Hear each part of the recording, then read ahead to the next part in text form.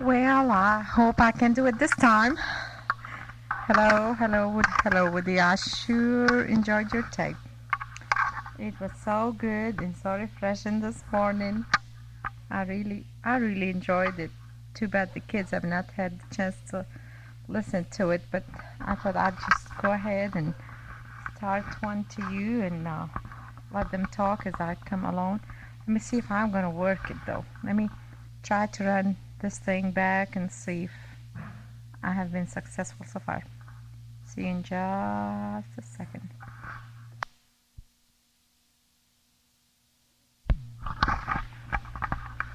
Well, I guess your instructions did work after all. I was not pushing the red button and the start button part at the same time, so here I am.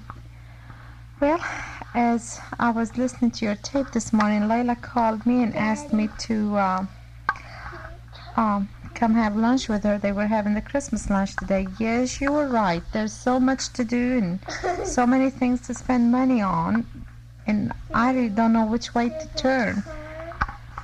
The school asks for things, the church asks for things, programs here, programs there, international meetings, and so I am really kept busy all the time, and I think I'm more exhausted than busy, and I think that's what was the problem with me and the kids last week. But I do feel good, and I do feel much better today.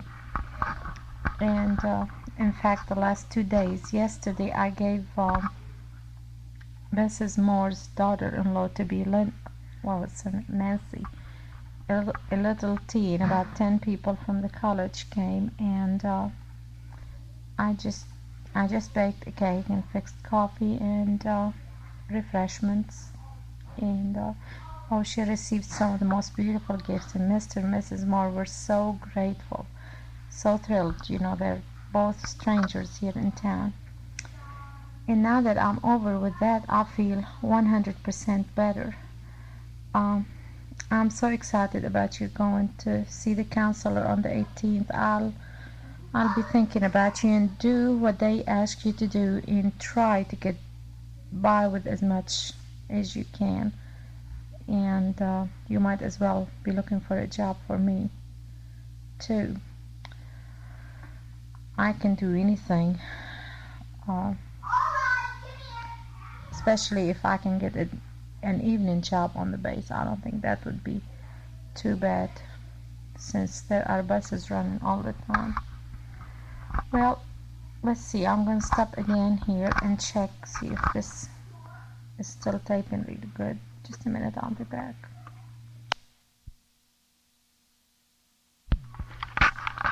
Okay, you're talking about missing me. You have no idea what it's like to be here without you.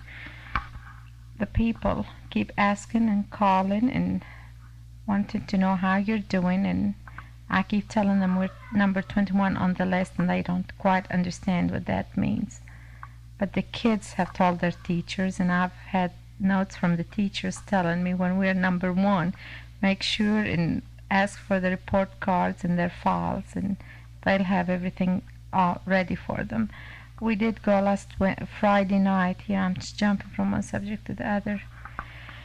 To Sandy's home and decorated her tea, and she had a fabulous dinner for the kids, and they had a good time.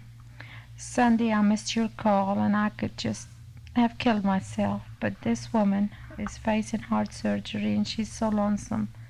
So Louise babysat for me while I went and visited with her and took her some food, and just cheered her up for a while, which did both of us a lot of good, I think.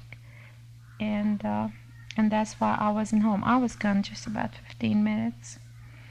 Let me tell you my latest news. I got a letter and a picture from Maurice Churches and his family, and too bad you did not get to hear him. Woody's he's something else. Anyway, he is going to be preaching in Houston, according to the letter, and he said we simply cannot leave Texas without us seeing him. Neither do I want to leave without seeing him and his family. and there's just the little girl with him and his wife. And Ruthie said in the letter, that's his wife, she said she is so lonesome for the kids already, and I do want to have them here. So I took the letter and I went to Dr. McBride and I asked him if he would like to have him preach a Sunday or so. And Dr. McBride just was thrilled to death and was so sweet. And he said, Lily, I do not know the man, but I know your judgment and Woody's judgment. And if he weren't good, you would not be asking me to give him the pulpit to preach. So he said, as soon as he's in town, let me know, or even before, so I can publicize it. He was so sweet. He said he missed my talk. No, Woody, I'm not going to talk again.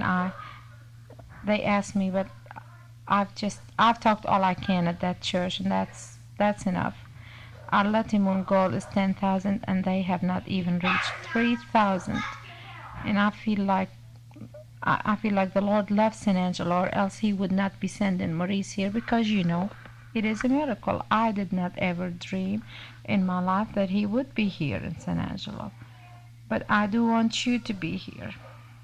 So I really don't know what to do. I guess I just have to pray more that you and him would be here at the same time. I want to stop again and check this thing.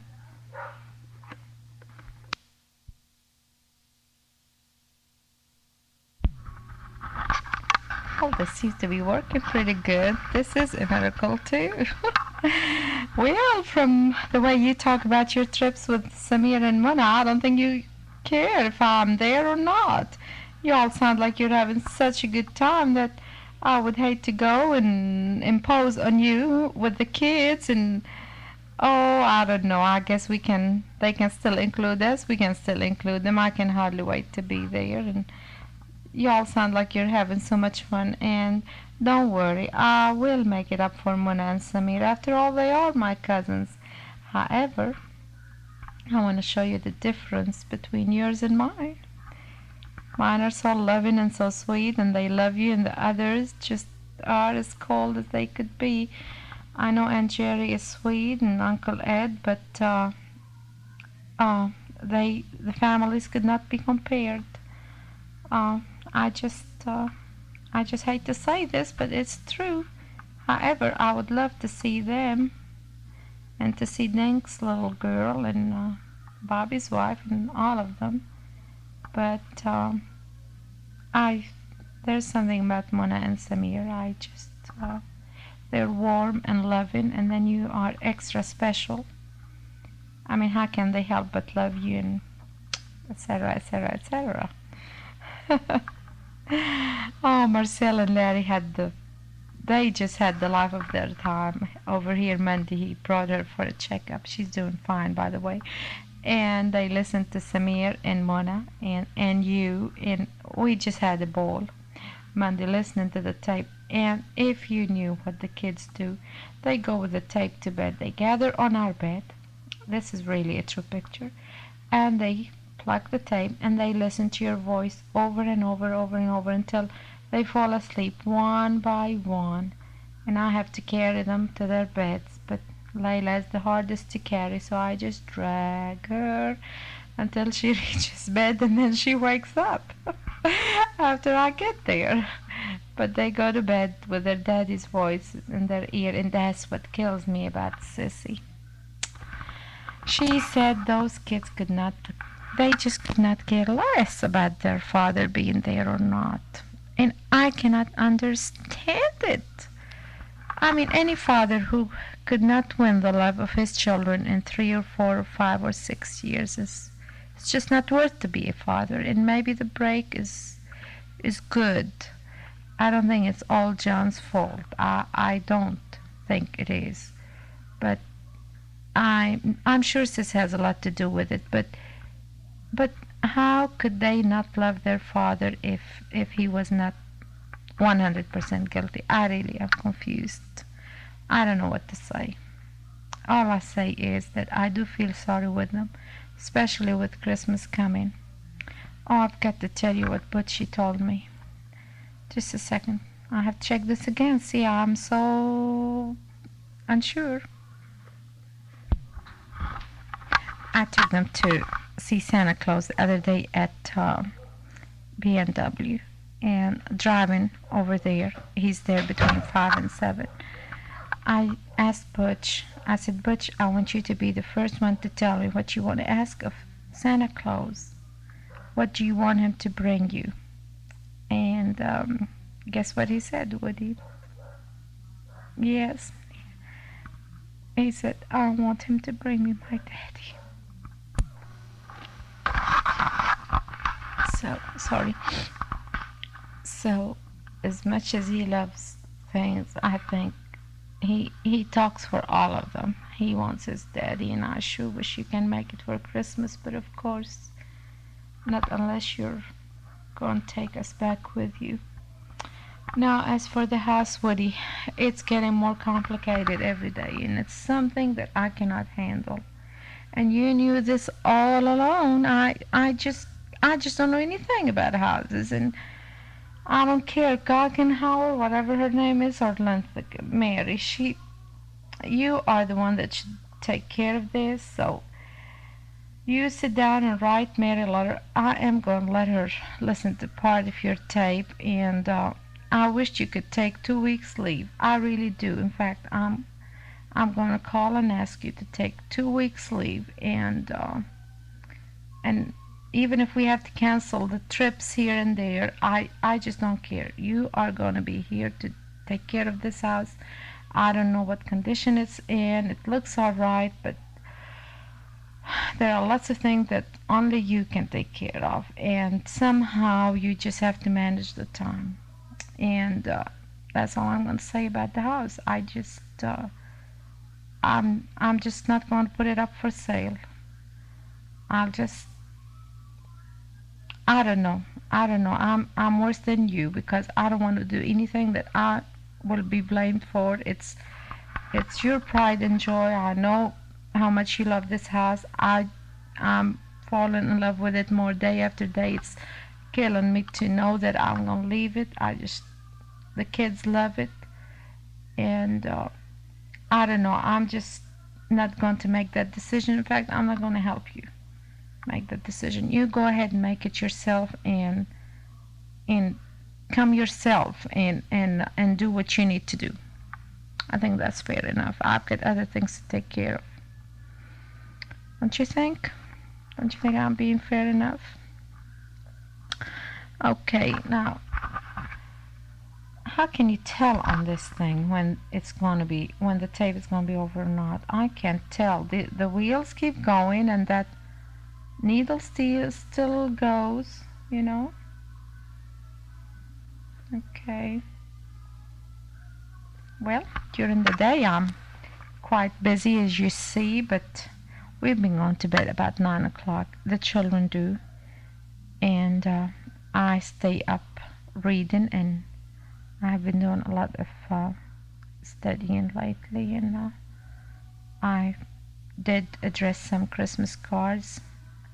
I have not mailed any yet. I did get your daddy a card, and the children signed it. And I really wanted to send him a sweet letter. He's been so good to Sissy, and he has been such a good father. Really, I wanted to send him a letter and express my appreciation for his being the Rock of Gibraltar. He's been really through all this stormy season. He's been so good, but I have not done it. But I do intend to do it sometime soon. And oh yes, I have to go talk about each one of the kids individually. They will tell you a lot of their excitements, that they've been going through. I'll leave them the other side of the tape and let each one of them talk to you one by one. But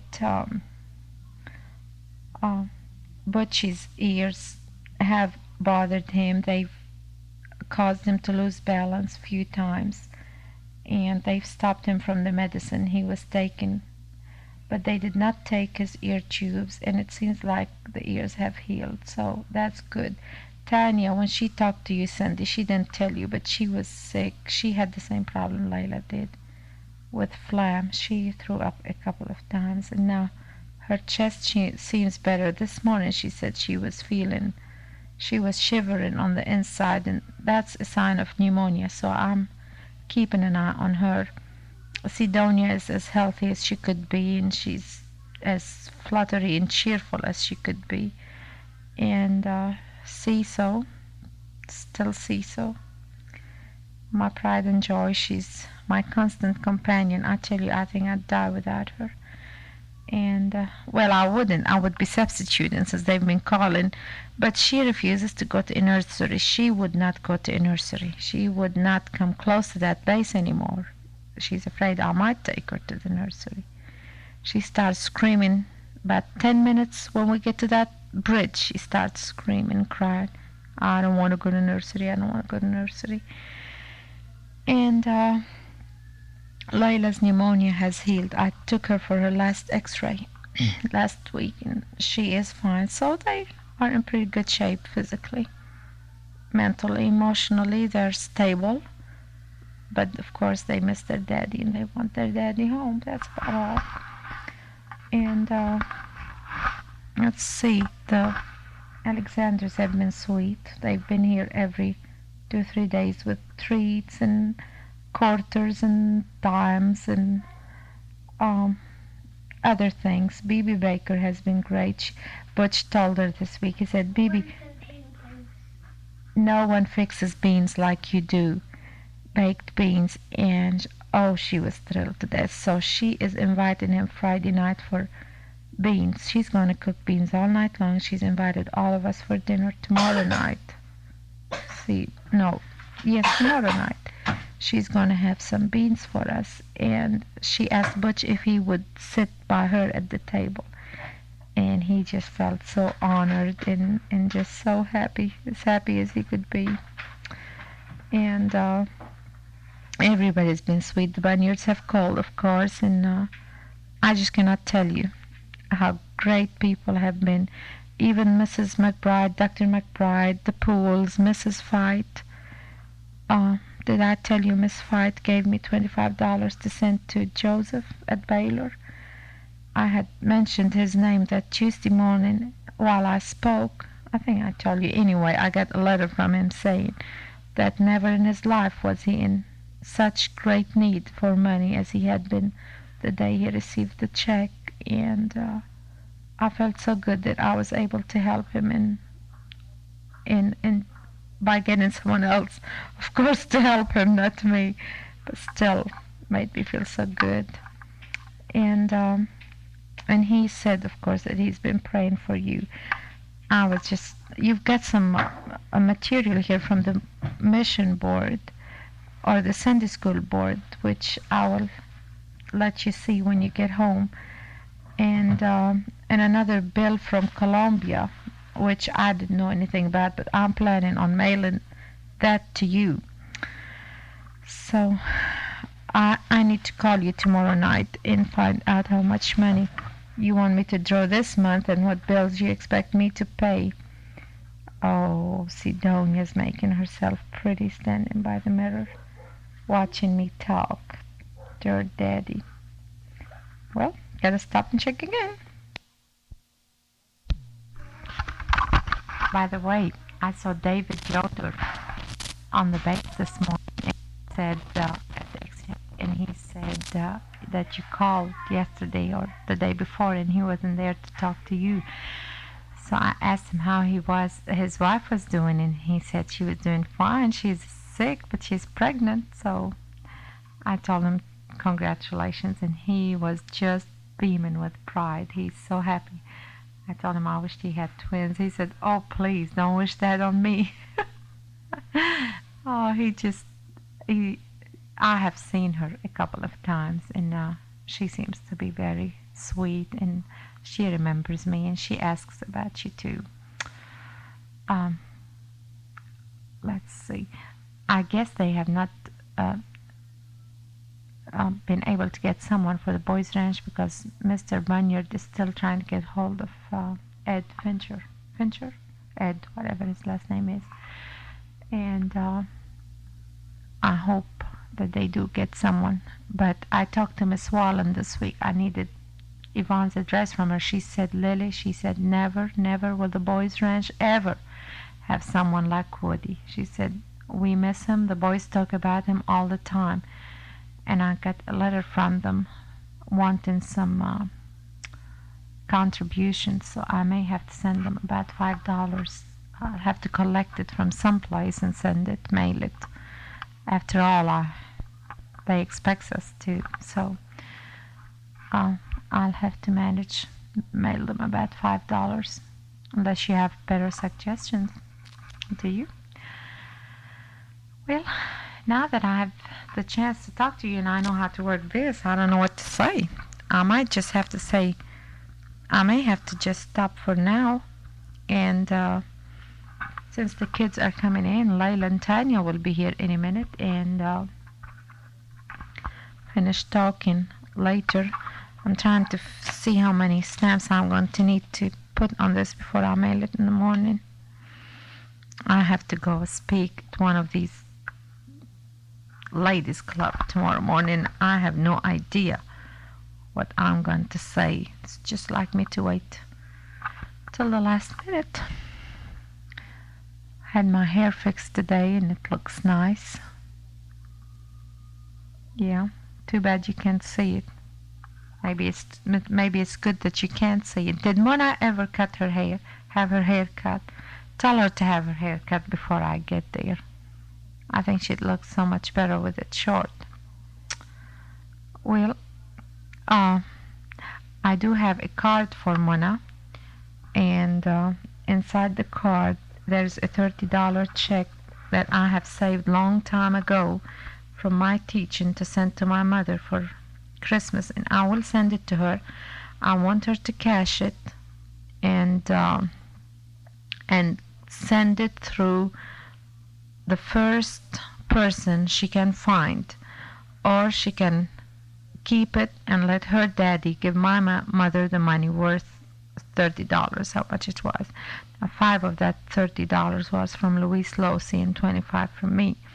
But it's money that I have put aside since September for her to send to get at Christmas time. I know she's having a hard time, and that might cheer her up just a little bit. Of course, I'm sending it from both of us, you and I. And the food you mentioned made me so hungry. That stuffed eggplants. Ugh. Oh, by the way, Sandy, when I went to her house, she had stacks and stacks of snails in her cupboard. And when I saw them, I said, Sandy, do you eat snails? And she said, yes, but I don't have anyone to eat them with. And I said, well, I will eat them with you. Just fix them and ask me and see if I want to eat them. She said, did Woody like snails? I said, no. He tried them once and almost choked on them. But I'll eat them for you. Here is the phone, as usual. I'll have to answer and talk to you again. Now, you heard the phone ring. That was your phone, too. Oh, yes, I'm dreading the bill, too. When will it come, this month or next month? Anyway, it's going to be quite high, but it was worth it. Every minute I've spent on the telephone with you, it was worth it. Oh, much worth it. Okay, I'm going to say goodbye really now, and come back later and watch me not be able to start this all over again. It's by miracle it's working. I really don't know what I did to make it work. It's not so hard, but I smell perfume. I don't know where it's coming from. I really don't know. You think about smelling perfume. I must have a tumor because I keep smelling perfume. Okay, I'll see you in a little while. Bye for now. I love you. Okay. Hi, Daddy. This is Tanya. It is today, December the 11th. And I don't know when this is going to get to you, this tape, but I miss you and love you, and I want to know when you're going to come home, I mean. And if you do take back,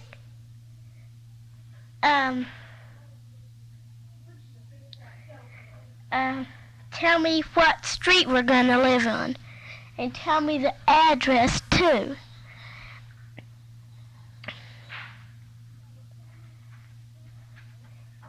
But it's almost my birthday in 5 more days, not counting today. You be quiet, Mom. Don't laugh at me. Because, well, Mom's listening to me in here, and she's laughing at me. And Lila's in here, and she's talking to Mom right now. She's whispering. So, no, don't.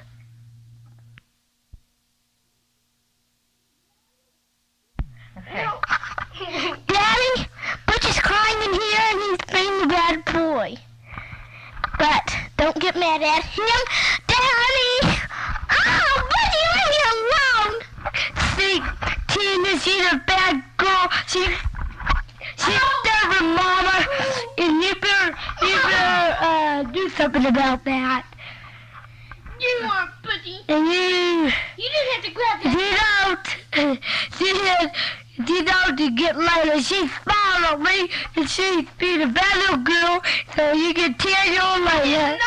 So Tanya and Layla being a bad little girl. And Mama, she been a bad little good girl. And I love Mama, so what are you gonna do about that? You have to do something about that, or I'll tell you something about that. What did I speak in? Daddy, but you grabbed the microphone right out of my hand. It's my turn. All right, stop fighting now. Come on, Tanya. What else do you want to tell your daddy? I came in here first when Butchie, and then Layla came in, then Butchie came in, and Butchie started getting mad at me and started trying to get this microphone, excuse me, out of my hand. But, Daddy, I've been writing in cursive now, and having... She's doing bad. She's just kidding me. She don't know how to write in cursive. She don't know how to write in cursive. She said... Okay. Now. Go ahead. We love you, and I always love you. Me and you are the best buddies in the whole wide world. Are we? Yeah, we sure are. Well, we're the best buddies in the whole United States. You took your cards to the school. I took those cards, and I love you so much. So will you bring me a picture of a dog? You see, I'm gonna beat you up. So me and you are the best buddies. Hi, Daddy. This is Lila. If you can recognize my voice on the tape recorder, I'm the greatest, you see. Let me see, what am I going to tell you? I've been doing good in school, and Donnice has been not doing very well. Been doing very well in the work, so I was helping her, and Miss Boyd's proud of me and her because I was helping her on her work, and now she's catching up with all of her work, and I'm ahead of everybody in my work like he wanted me to. And too bad you can't be here for Christmas if you don't make it. Please make it. But Daddy, I'm in the Christmas program for the church, and I'm in the Christmas program for the school. I wish you were here on the 15th because I'm going to do a Christmas program for the school on the 15th. And Let me see. I like that card you showed me of the swimming pool. I wish I could really go swimming in it. Hey, Joe, was that a whirlpool, whatever it is? It was a real pool, Butchie. Tell me if there was really strings. Was there really strings on it? I bet you know that hole that they have in the car with guitar. Was that a whirlpool for them?